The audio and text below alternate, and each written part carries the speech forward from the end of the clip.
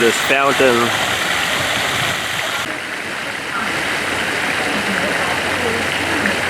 Pricing.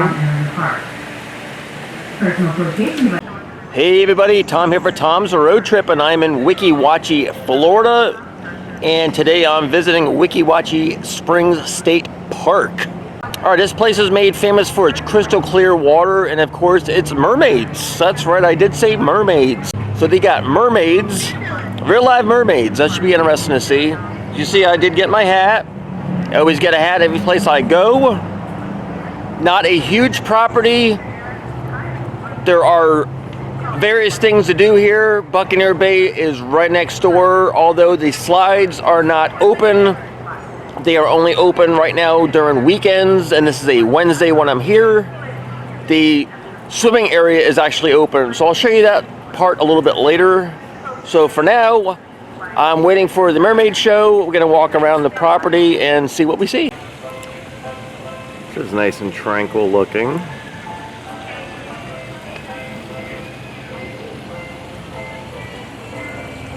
See some gopher tortoise. Also gopher tortoise habitat, but oh, the turtle is in there. I can't see any turtle though. In the little house. You see it? Isn't that the turtle, the brown one? Oh yeah, he's right over there. Another one is digging the hole. I see him digging the hole in the back. Yeah. There we go. He's digging a hole. Yeah. See the dirt. You can see a butterfly from there. They're a little smaller than I thought they would be. Alright, so I got this paper map right at the front. So we'll walk around. The next Mermaid Show that I get to go to is at 12 o'clock noon, which is roughly an hour and 10 minutes. Got a peacock up here on the roof. Gonna bird's eye view, so to speak. Got this nice mermaid statue. Now, Weeki Wachee Springs is a classic Florida roadside attraction. This is back before Disney and the other big theme parks were even a thing. This place was, of course, made famous by the Mermaid Shows. I do love old classic Florida roadside attractions such as this. I've been to several other of the original roadside attractions in the state. I'm trying to go to more of them as time permits and I'm in the area. So unfortunately the Wilderness Cruise is currently on hiatus due to the current situation that we are still in. This will hopefully reopen soon. They don't have an exact date on when it's going to reopen, but things are starting to progress with vaccinations.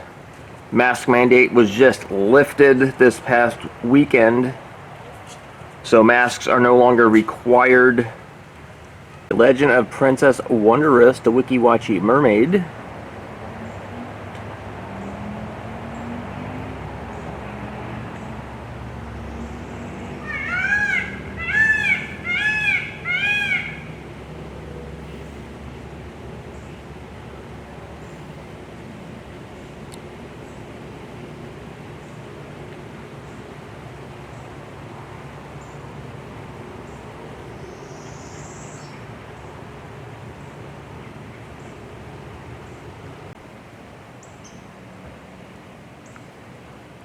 You can see part of the river where the boat rides are.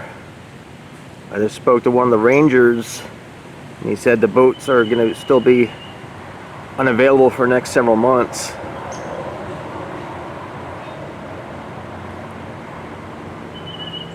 You see how crystal clear the water is. So I'm going to go check out Discovery Point. We have a tranquility trail. Wildlife exhibit and the theater is here on the left. I'm going to check out the tranquility trail. You'll see some native plant life and trees. I do really enjoy being out in the natural areas.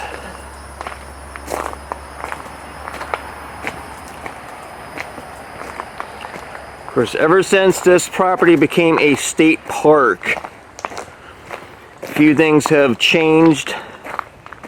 Of course, being a Wednesday, it is not super busy. But come summertime, this is a very happening place all week long. Came here with the family about three or 4 years ago. And we came and we did all the stuff and went to Buccaneer Bay and enjoyed the water slides.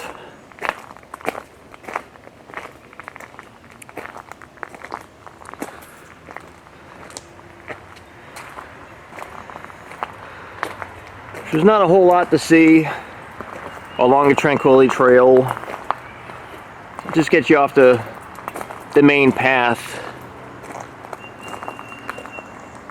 And be able to enjoy some of the nature.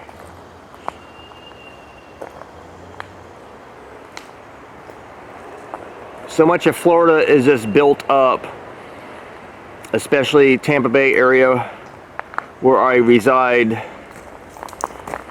There's not a whole lot of natural habitat such as this left.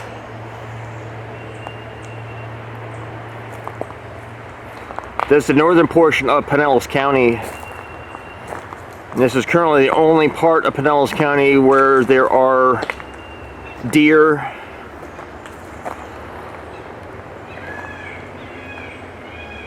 and several other species of animal.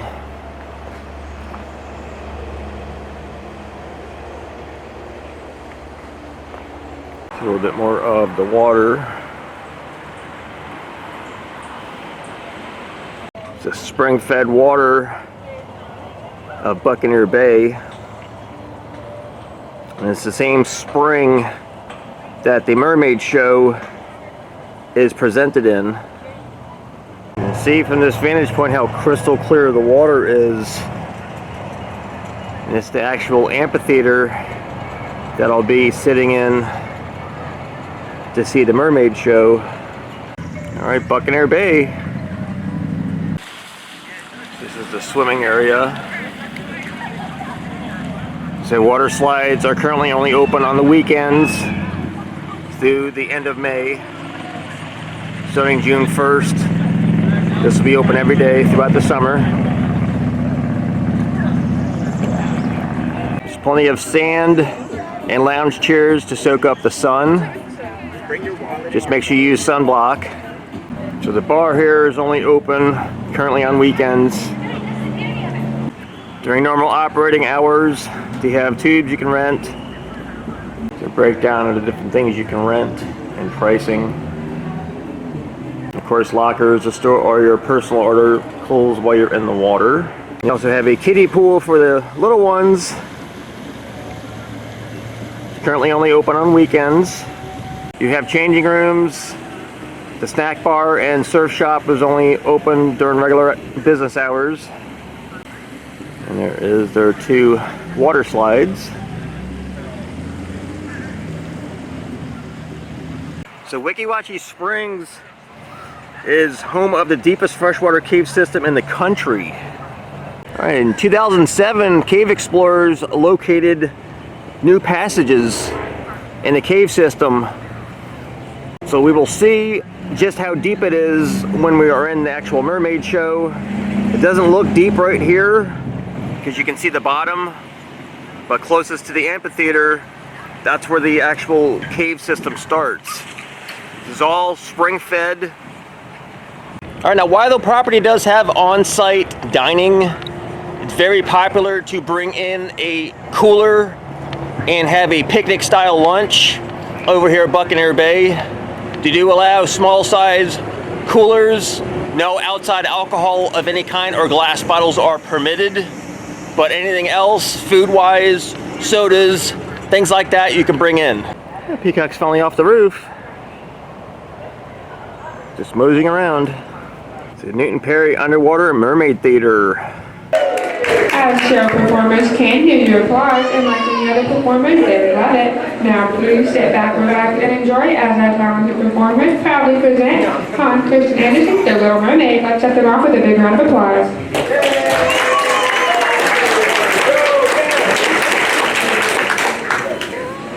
Imagine a place, serene, tranquil, and peaceful. A place of weightlessness. A world as old as time and as new as a dream. Behold this beauty as our story unfolds.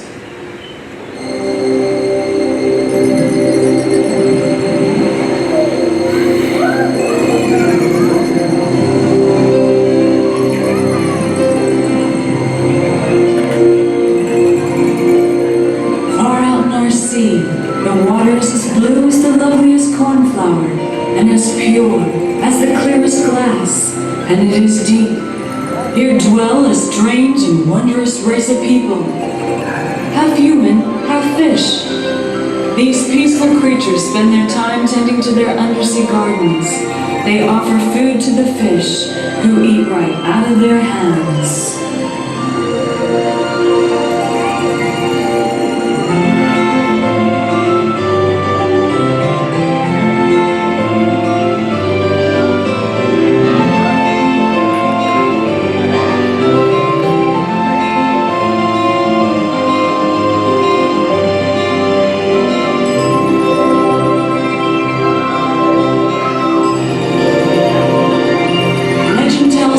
Undersea people were known as mermaids.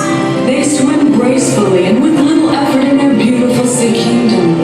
They live a happy and gentle life. It's a wonderful place to live, and usually uneventful.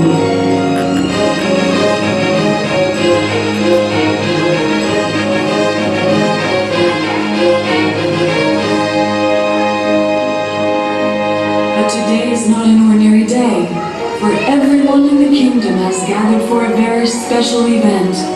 The Little Mermaid is about to celebrate her 15th birthday, and it will be a very festive event indeed, filled with laughter, song, and dance. Let's celebrate, everyone!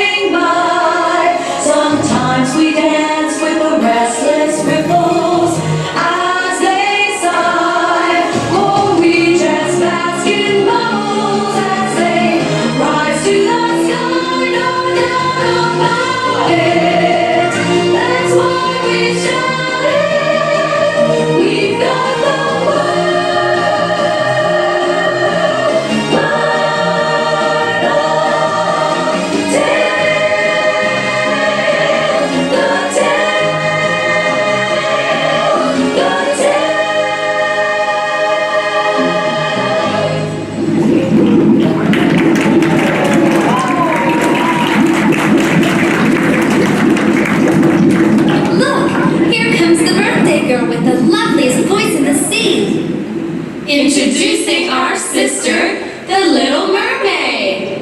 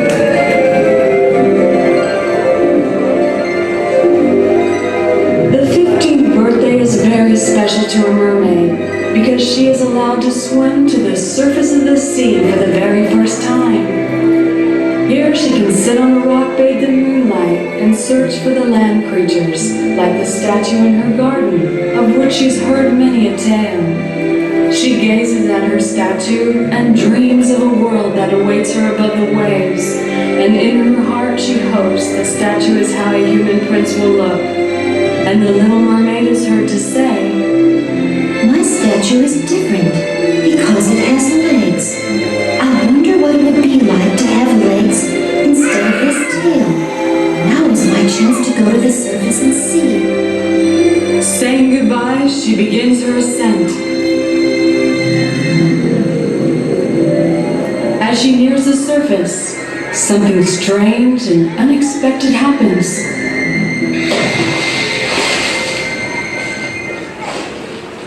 A sailor's life's a life for me. Yo ho, yo ho. Oh, she can hear laughter and singing from above. She just had to discover the source of this merriment, so up she went, bubbling with joy and anticipation. A sailor's life's a life for me.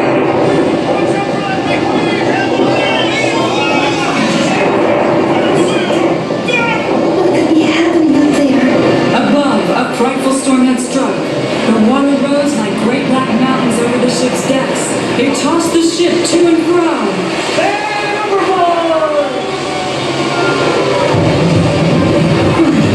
That looks like my statue. Is this a human? Maybe a prince? He doesn't swim very well. In fact, he looks so helpless. Immediately, the Little Mermaid wanted to help him.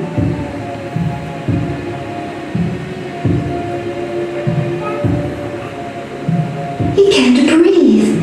He is not of the sea like us. Why, he will surely die. The Little Mermaid rushes to his rescue and gives him the breath of life. She kisses his brow. His eyes open. He is surprised. They hover in the sea, staring at one another. The prince is captivated by the Little Mermaid's beauty.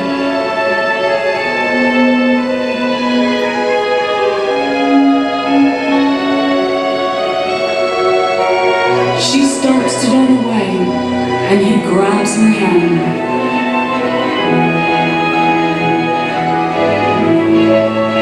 Do you believe in love at first sight? They do. They spin and twirl and play together in the sea.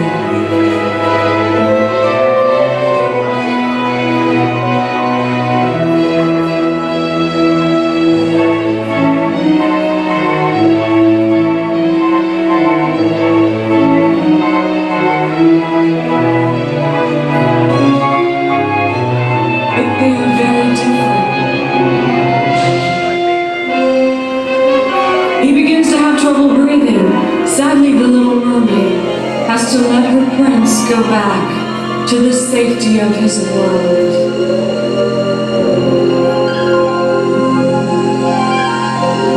The Little Mermaid is so sad. Now more than ever, she wants lands.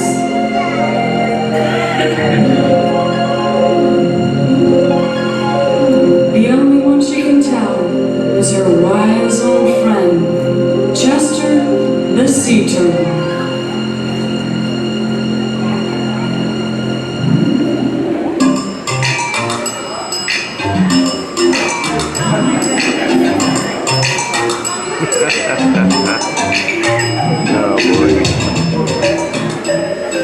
Oh, there you are, Chester.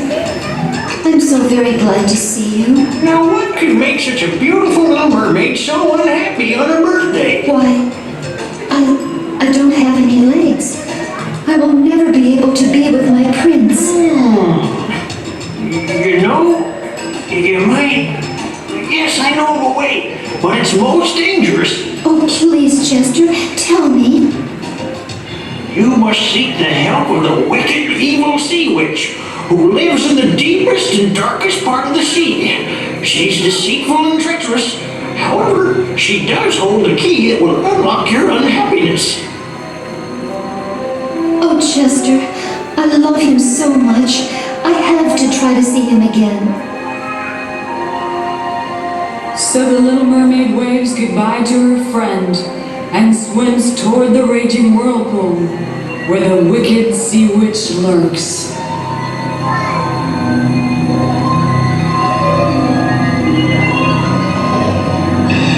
Without warning, a large black mass looms up from the depths.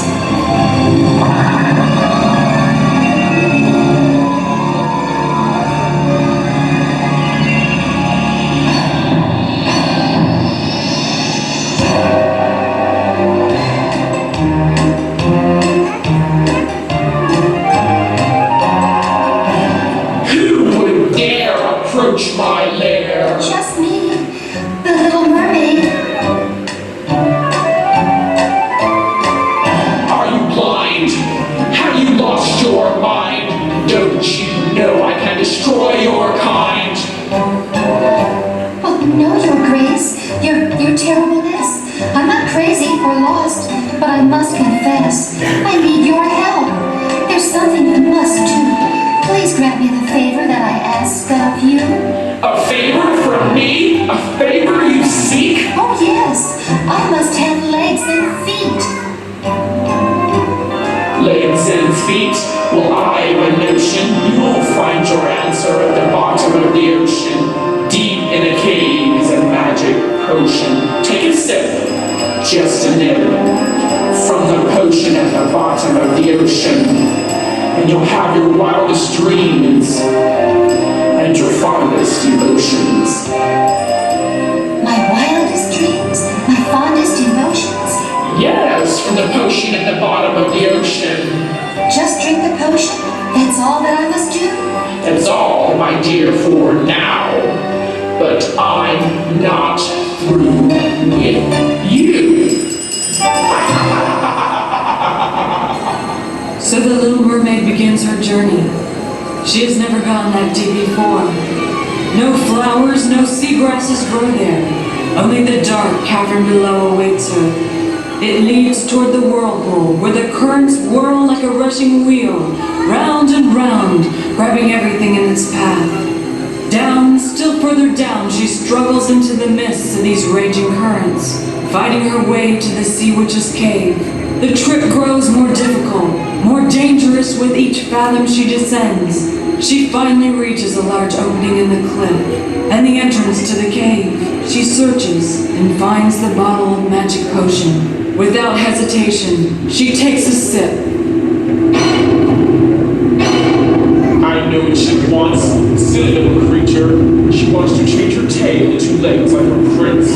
When drink my potion, her tail will disappear, and she will have legs. All who see her will say she is the most beautiful child of the sea and land.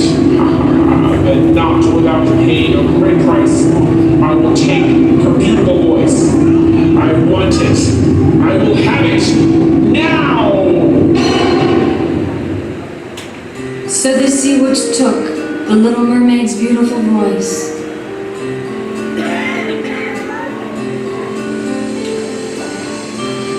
She begins her journey back to the Sea Kingdom. As she swam away from the dark cavern of the sea, she longed to see her handsome prince.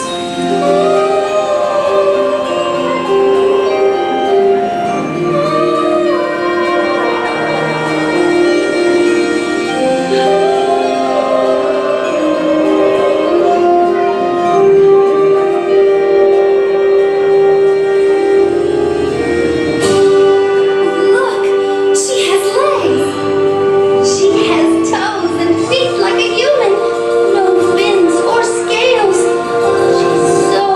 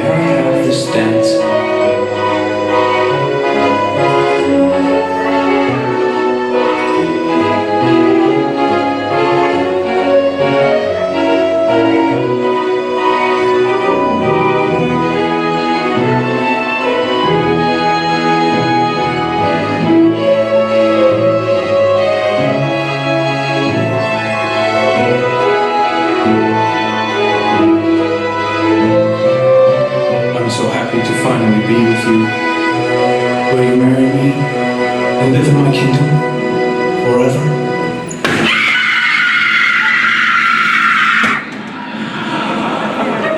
Yes, of course. My prince. So they thought they were out of my clutches and would live happily ever after. Think again, my pretty little sea beauty. It's time to show them all you are.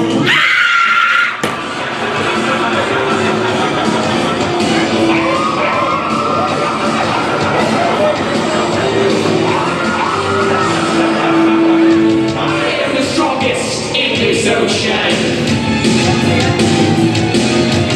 Roar of the depths and keeper of all potion.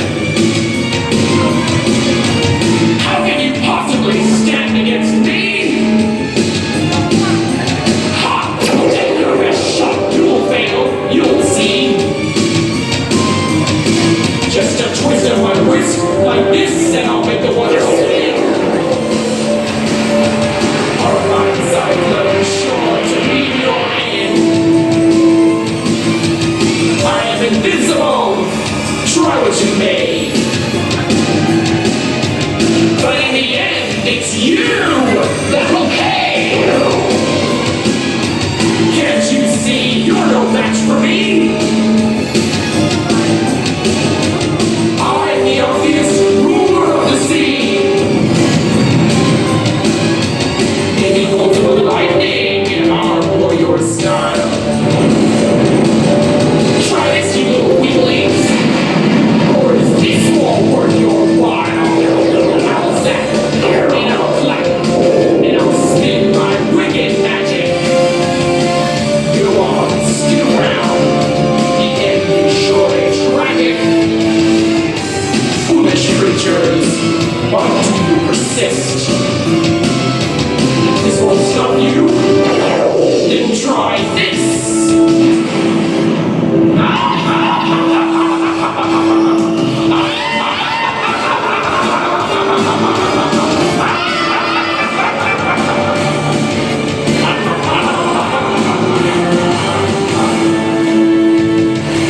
You can't win.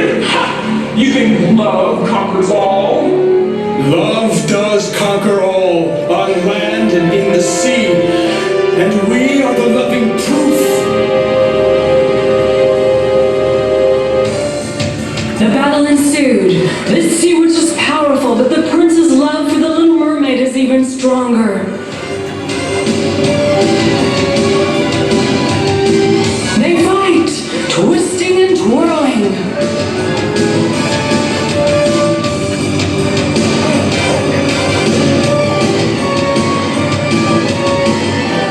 The prince drives the sea witch further and further back toward the raging whirlpool.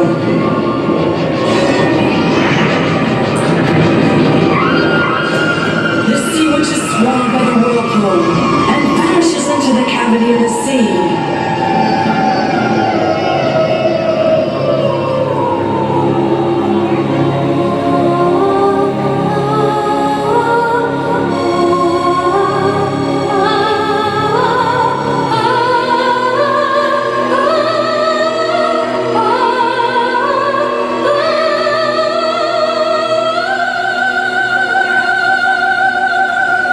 With the sea witch gone, the Little Mermaid's voice was returned.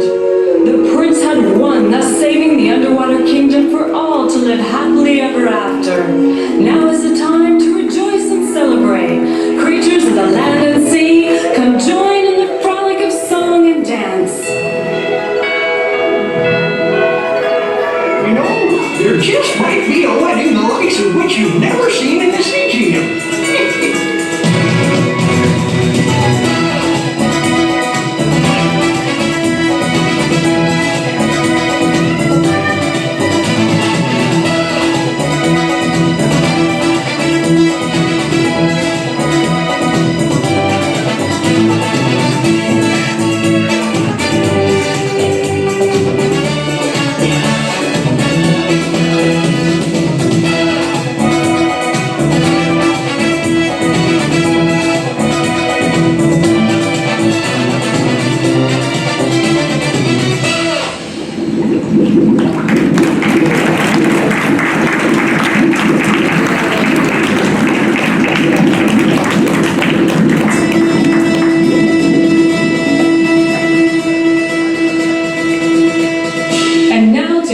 our cast. Jester the Sea Turtle. The Little Mermaid Sisters. And the stars of our cast, the Prince and the Little Mermaid. And the entire cast of Hans Christian Andersen's The Little Mermaid. Thank you, ladies and gentlemen. Please remain seated until we can direct you to exit one section at a time.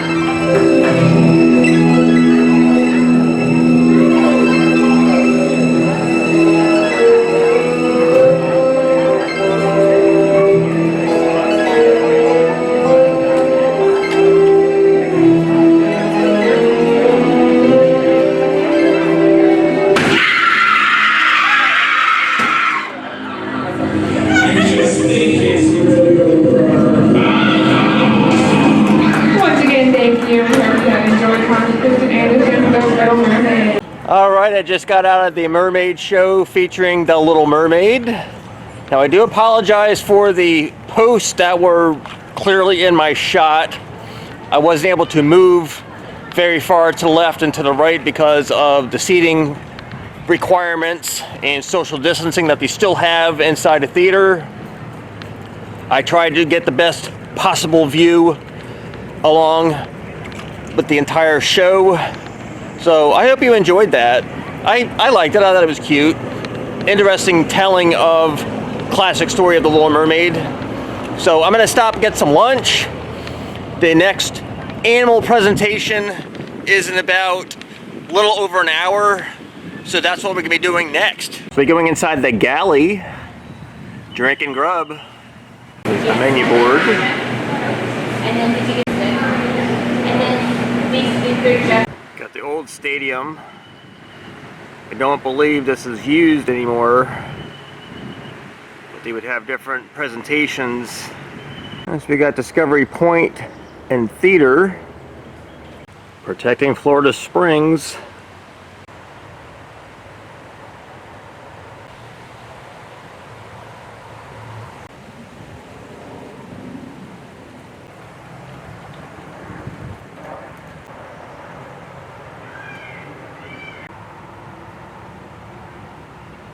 Birds of Prey. Got American alligator. It's a young alligator. Not really sure how old. Got a Florida king snake. You ain't eating nothing. That's a good looking snake. Very nice looking snake. And a corn snake. They're very equally nice looking snake. Nice long snake too.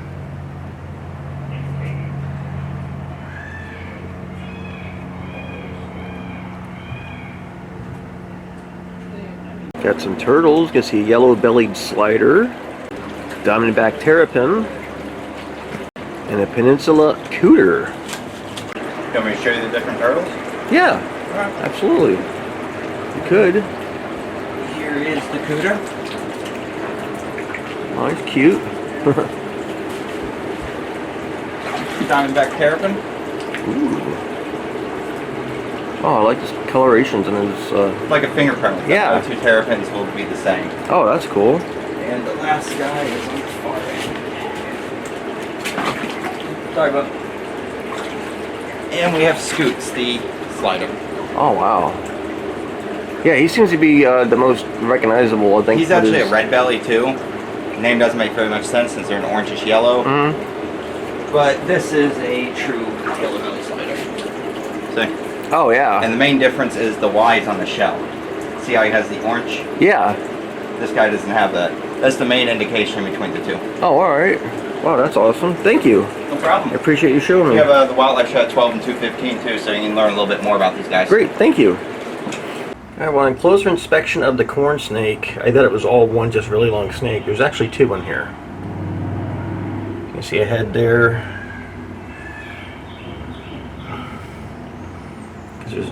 I noticed the two tails. There's one tail here and then obviously one tail right there.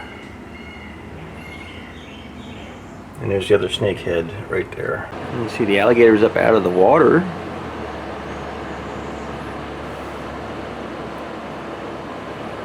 This cute little guy or girl. Hi, alligator. Alright, so I am here at the theater. The next showing starts in about 12 minutes, and I am currently the only one here. So we'll see if we get more people, or it might just be me they're doing a show for.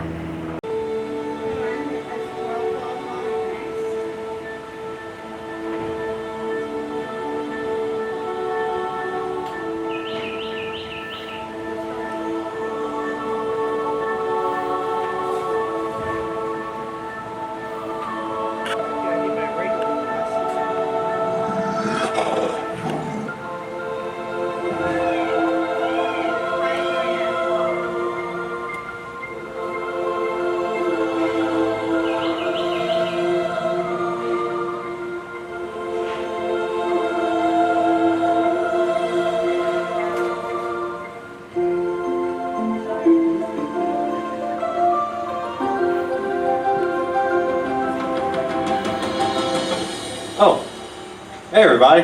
Let's see y'all out there. Good afternoon and welcome to Weeki Wachee Spring State Park. How's everyone doing today? Great.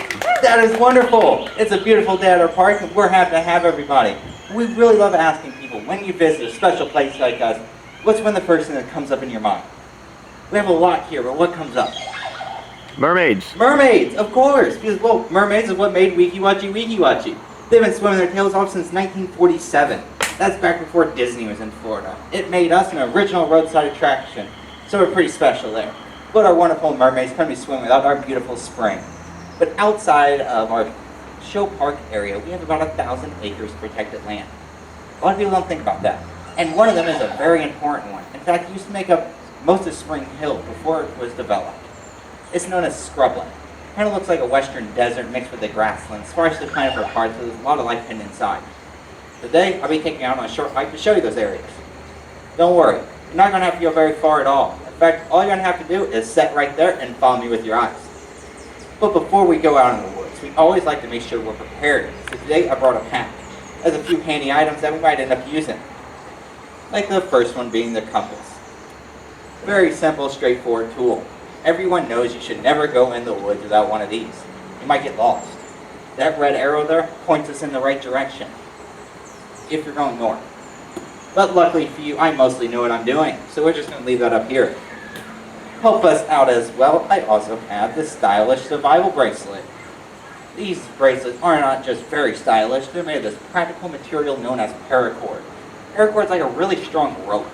If we were to unravel this from the end, we get a whole bunch of it. I want to save this bracelet right here, so I have an example in my bag. When we unravel it, it looks a little like this. We had a ton of line. I know somehow it changed colors. That's just part of the magic of paracord. But this stuff, super strong. We can use it for about anything. We tie our shoes, lash together a shelter, make a raft, lasso escaping friends, all the important things. We want to break it down even farther. We have these thin, fibrous strands. So we can go fishing or sew something together if we need it. Very important item. We're going to keep this one with us. But I think I've rambled on for long enough. I'm going to start heading out in the woods. But remember, my name is Ranger Carrington. Unless something goes wrong, then that definitely is not my name. But here we go. It's a long walk to get out there to the scrubland, so hopefully everyone can stick with me. We're going to start heading out now. We have made it to the scrubland. I know it's a far journey to get here, but I can see a few of my favorite plants already. Things like the blazing star. These elongated purple flowers are very beautiful.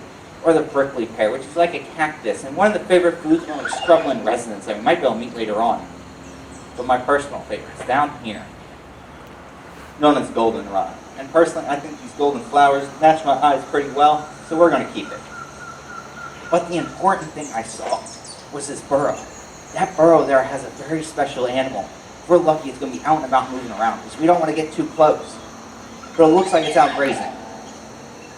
Right here, we have the gopher tortoise. Gopher tortoise is one of 5 species of tortoises found in North America. But if head east of the Mississippi River, this is the only one that is found. They're really well adjusted for their dry, arid environment with that rough, scaly skin, that large shell, and that special appendage on the front that helps them out. You might be noticing something. This one here is missing one of those. That is why we have her here at the park. They rely on digging large, expansive burrows in the wild, and when she's missing one of those scoops, it makes it pretty difficult. Don't feel too bad for her. She lives a pretty nice life here at the park.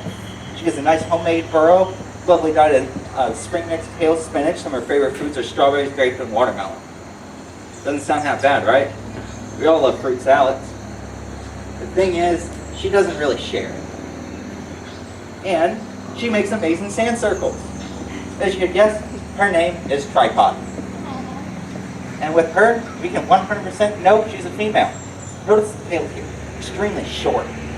That's very typical with them. Males have much longer tails. They also have a concave stomach, like they sucked in their belly. Simply put, that's there so they don't fall off. That is all I can say on that part, though. These animals, they're very important. They're in fact what's known as a keystone species. Basically the keys to life. Those burrows they dig can range from 40 feet long and 10 feet deep and can house over 360 different species of animals. Everything from the gopher tortoise to box turtles to foxes, coyotes, owls, snakes, and vertebrates. Everybody might call that burrow a home. It's one of the main reasons why we don't want to walk up and reach our arm into that burrow. Rattlesnakes. They love hanging out inside. Makes a lot of sense why, too. They need a nice refuge to escape the heat of the scrub. And field mice, they have that same idea. So the rattlesnake tucks up near the entrance of the burrow and waits. And eventually that field mouse, running along the scrub, sees that burrow, decides to tuck inside, and it's in the belly of the beast. So we usually tell if one of these tortoises are home. They're great homeowners. Every morning when they get up, they remove any bits of sticks, leaves, and debris from the entrance of their burrow. So when we walk up and see that golden sand, odds are the tortoise is home. That doesn't mean we can approach still. They also lay their eggs in that same area. So if we walk up, we can very easily disturb their nest. We don't really want to do that. In fact, it's a federal crime to disturb the tortoise or the burrow. They are protected under the Endangered Species Act. Their population might be rebounding, and now they're only known as threatened. They would still remain on that list due to the fact they protected 360 others. By protecting the one tortoise, we can protect all the others. Past their burrows, though, they do a very important task. They spread their environment. They love feeding on low-lying vegetation. Some of their favorite fruits in the wild are blueberries. We all love blueberries. So while they're going along their day, they eat those berries and they plant the seeds elsewhere with a little bit of fertilizer. So think about that the next time you pick wild berries. You might have been planted by a tortoise. We're going to let her get back to what she was doing, keep on heading down the field. You might be able to find something else. Now, who up there doesn't like snakes? Well, awesome. We all love them. But to make sure we're ready, we always bring a snake stick with us. There are about 5 venomous species found in the state of Florida. Things like the eastern diamondback, pygmy rattlesnake, cottonmouth, copperhead, coral snake, and the canebrake rattlesnake. 2 of those are only found in the northern part, like the canebrake and copperhead. And found out through the entire state of Florida are 44 non-venomous species. So the odds of running into a venomous one is still pretty low. But we like being prepared. I'm going to take a look in this hollowed out log. A lot of times things like hanging out inside. So if we're lucky, someone's going to be home. Looks like it's in there. It's a non-venomous species, so we're not going to need this. This here is the Florida king snake. Florida king snakes are one of 3 varieties of king snakes found in the state of Florida. We have the Florida king, that is this wonderful yellow and kind of blackish. The eastern king is a brown and yellow with the same speckling. The third looks completely different from these. They have a distinct red, black, and yellow banding. Closely represents a venomous snake found in our state. Anyone know what snake that is? It's known as the coral snake. It's in fact the most venomous snake in North America. Luckily for us, there's a handy rhyme. Red on yellow, kill a fella. Red on black, friend of Jack. Easy, right? I'll tell you this, I wouldn't remember the rhyme with the snakes in front of me. That's why the safest rule is, leave it alone. We all benefit from that one, because these guys are great neighbors. They are very beneficial for us. They're great for scaring away neighbors, mother-in-law, children, small frogs, lizards, snakes, and other rodents. Most importantly being the last two, of course. Rodents can spread a lot of nasty diseases without being in direct contact, unlike the snake. And the king snake, well, he's the king. He'll not just eat those pesky rodents, he'll eat the other snakes, including the venomous ones. So say you have him hanging around your yard and an eastern diamondback comes along and says, hey, I want to take a bite out of him. Well, he's going to turn around and bite back. Being that he's a constrictor, they normally win those fights. And he'll be unaffected by the venom. They have built up proteins inside them that protect them. That's a pretty handy trait to have when your food bites back.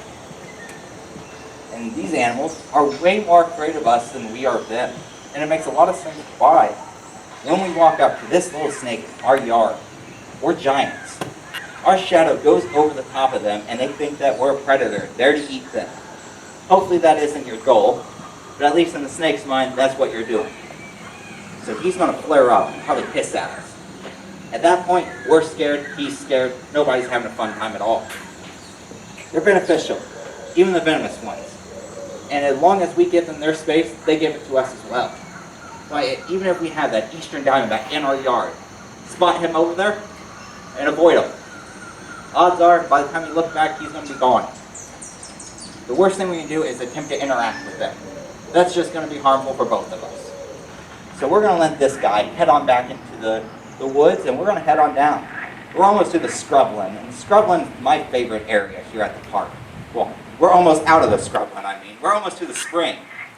Seems like that's a good thing, because I need to cool off. The spring, on the other hand, is my favorite area. The scrub is just hot and empty to me. It is beautiful in its own way, but it's warm to be in. And the spring is pretty inviting. Considering it sets around 72 to 74 degrees year-round, that's pretty nice to jump into. You can see from the river edge, like the largemouth bass, the black and white striped sheep's head, and my personal favorite being the mullet. The mullet's a silver-colored fish you see leaping up out of the water, pretty amazing to watch. One of the other things that really enjoy our spring is the manatee. We all love manatees, and they make their way up into our springs during the winter months to escape the cold of the Gulf of Mexico. When the Gulf of Mexico reaches around 68 degrees, they can be lethal to them. So that's why the manatees and things like the sheep's head, mullet, snook, all make their way into the springs, where it's nice and warm. Then hide out and wait it out, well, for this weather, until it be hot again. The most important thing in our spring gets overlooked a lot. It's the grass. The grass that grows along the bottom is the most important part. It's known as eelgrass. It is a nursery for small fish and turtles, a favorite food for manatees, and the lifeblood of the stream. Sadly, it's in danger right now. If you visited Buccaneer Bay or the Mermaid Shows, you've probably seen the slimy green algae that's growing over everything. That is known as limbia. It's invasive in the state of Florida, and it's plaguing all of our spring systems. Sadly, we got it because we love our green lawns and gardens, so we spray fertilizers down and forget what's beneath our feet. Like the spring that feeds our river system here is of first magnitude. That means it pumps out roughly 64 million gallons of pure drinking water a day. Sounds like it'd take a lot to pollute, but over time, we all affect it. So we just have to be conscious of what we're spraying on the ground and what is in the air. We have to protect our beautiful resource. We've been here since 1947 and would love to be here for decades longer so everyone can enjoy us. I'm going to reach on into the grass here. Let's see if we can find anybody. Looks like we have a turtle in here. This turtle here has a very obvious name. They're one of the most common ones found in the entire North America. It is a red belly slider. And as you can tell, he obviously gets his name from what color is his belly? Red. Are you sure it's red? Or yellow. It's more of an orangish yellow. Yellow. The name has a little asterisk next to it. The red belly part comes into when they first hatch. They're about the size of a quarter. So a lot of things sees them as a potential meal. So they have that bright red belly, that's camouflage. Doesn't seem very good. When you're in a spring or a river where it's sandy bottom, grass, blue sky, red doesn't really blend in with anything. But as I mentioned, they're found in all of North America. What happens up north during the fall? The leaves change, they fall, and a lot of them are reddish-orange color. So that comes in pretty handy. While they're swimming along the surface at that time, they blend in with the leaves. Or when you're down south, we don't have that. So they blend in pretty well with dusk and dawn when the sky is the bright red color. Nature's pretty smart on its own. Their weird camouflages play in pretty well. But as they age, they don't really need that, since the only thing that sees this guy as a meal is a big alligator. So they can have that yellowish-orange belly to blend in with the sunlight and hang out, and nobody notices them really. And they feed on about everything. They're omnivores. They feed on everything from algae, plant life, vertebrates like small shrimp, crayfish, snails, little big bits of insects, little fish, eggs, about everything. That's what kind of makes them important. They keep the balance out there in the system. So we remove the turtle from it. It's like a cog in the machine. You remove the one piece, the machine doesn't work right anymore. Everyone is important in their own way, and we're going to let this guy get back to what he was doing in just a moment. Really see why they're adjusted for the water. That streamlined shell, silky smooth skin, and web feet really helps them in their environment. And with this guy, I can 100% tell he's a guy. Notice his tail here. Very long.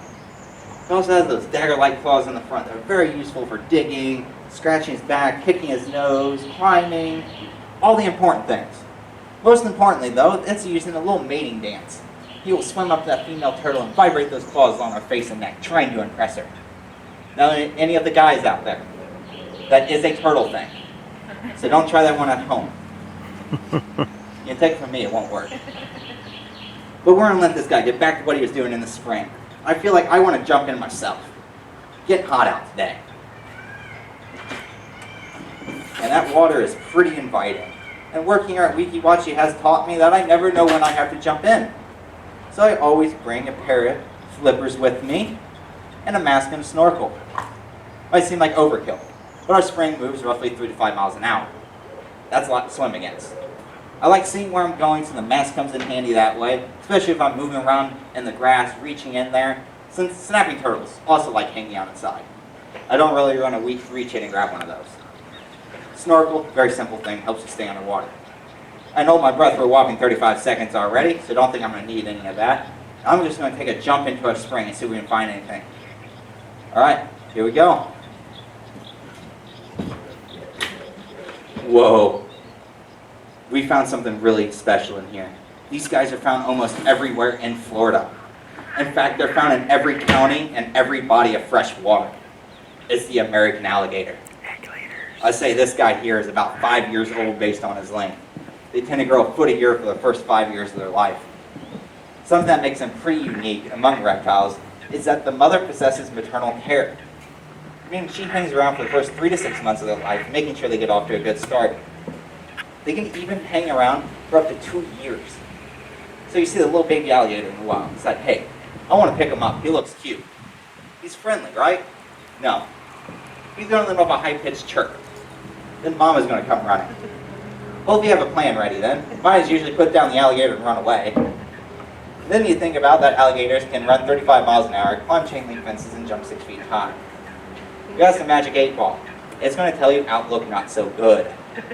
The secret to it, though, is bring a friend that is slower than you. It's worked every time for me so far. And I'm running out of friends if anyone's interested. No takers? Makes a lot of sense. But as the old saying goes, you don't have to be the fastest. Be faster than the person you tripped. I normally say that alligators are very lazy. They are. They're cold-blooded like all reptiles, meaning they rely on the heat of the sun to produce energy. It's pretty warm out today, right? So he doesn't really need to lie still in the sun. Nice and warm, so he wants to get out and move. Normally, when we spot these animals in the wild, they're laying motionless on the river's edge, just sucking up the heat.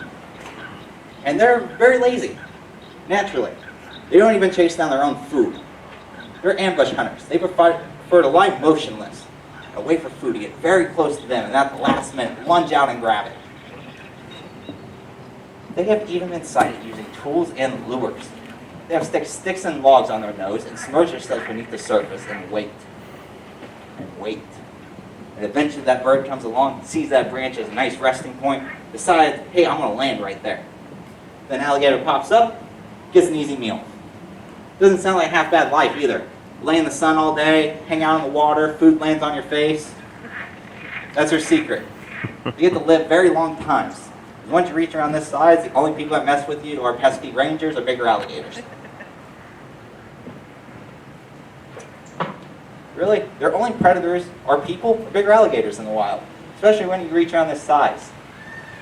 And like the big guys we see in the wild that are 12, 14 feet long can easily be 40 to 60 years old.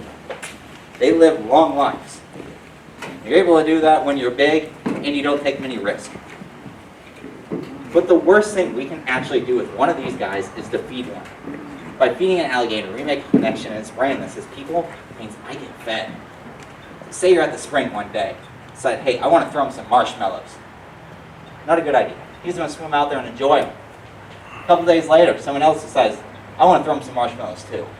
Ball's rolling. He's like, this is awesome. Every time somebody comes down here, they have marshmallows for me. So I decide I'm going to take my poodle for a walk by the river's edge. Probably guess what that looks like too. A big poofy marshmallow on a string. Oh, God. Probably guess its name too. It was Marshmallow. The alligator swims over expecting an easy meal. I don't have anything for him. So who's next in line? Marshmallow, and then me. But it's actually illegal in the state of Florida to feed alligators. It's not just harmful for them though. Well, for us, it's harmful for them. Not all people have the best intentions. So they might approach that person expecting a meal and, well, end up getting harmed. We can enjoy these amazing animals in the wild and from a safe distance very easily. I'll be setting him down. How many steps do you think he has in him? He's seeming pretty energetic today, so I'm going to give him a whole 3. All right, here we go. 1, 2, 3, 4. 4 steps. They're very lazy. And that's about how they are in the wild. There's no predator chasing him. There's no food motivation for him to move. Why would he want to go anywhere? Nice warm, he's going to hang out there, suck up the heat, and do almost nothing. In a moment, I'll be picking him back up for pictures. There'll be no touching of our animals, and enjoy the rest of your day at Weeki Wachee Springs State Park. Goodbye, everyone. His name is Newt. That's a cute alligator. He is. I love these guys. I always love alligators. They're really interesting. They're intelligent, too, which a lot of people don't understand. They're actually about as trainable as dogs. Oh, really? I didn't realize that. Homosassa Springs has their dogs that have, well, not their dogs, their alligators trained for colors. They flash a color, all of them leave the pond and enter their assigned cages. Oh, that's awesome. Our guy here is snap trained. So for shows, I snap twice and say Newt up. He leaves the pond, comes up on land for shows. Oh, that's cool. Yeah, it always makes me sad when I hear nuisance alligators, you know, because people are building... Nuisance alligators are made by people. Exactly. They were fed by someone, and so they make the connection. Hey, these people are cool, they feed me. Yeah. And then when you have a big 8-foot alligator that approaches you, that's a problem. Yeah. I used to live out on the canal in Weeki Wachee Springs, and we had a lot of vacation rentals, and people think it's cute to feed the alligators. Well, they don't live there year-round with them. And when you have a big alligator approach your kayak out of nowhere, it freaks you out a little bit. Oh, yeah. I was to stop and admire this peacock, and he stopped to say hello, and I noticed that he's missing toes on his left foot.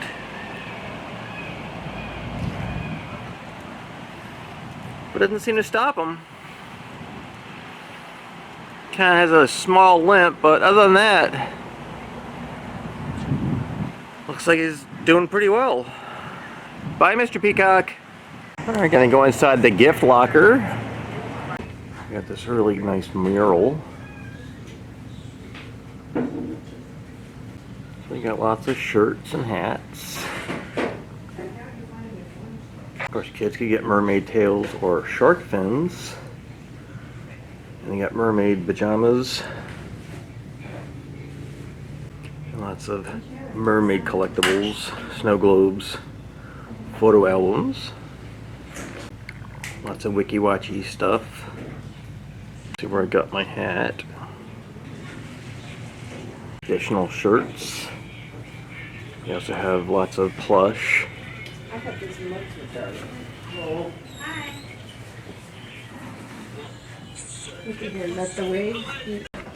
We have a partial mural print you can get.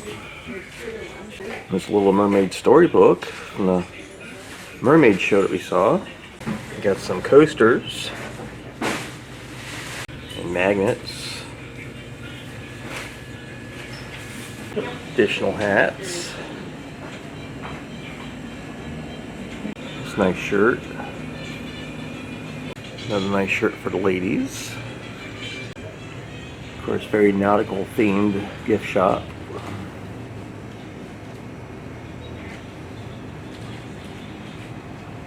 Throughout the day, you can get pictures taken with the mermaids. Obviously, there's no mermaid here at the moment. Alright, so we learned some interesting facts about some of the animals that call the state of Florida home. This brings an end to my visit to Weeki Wachee Springs State Park. I had a good time. I hope you guys enjoyed it as well. Leave some comments down below. Let me know what you liked or didn't like about this place. I appreciate everyone that watches my videos, leaves comments. I always return comments. Thank you so much for watching, and I will see you guys next time. Bye.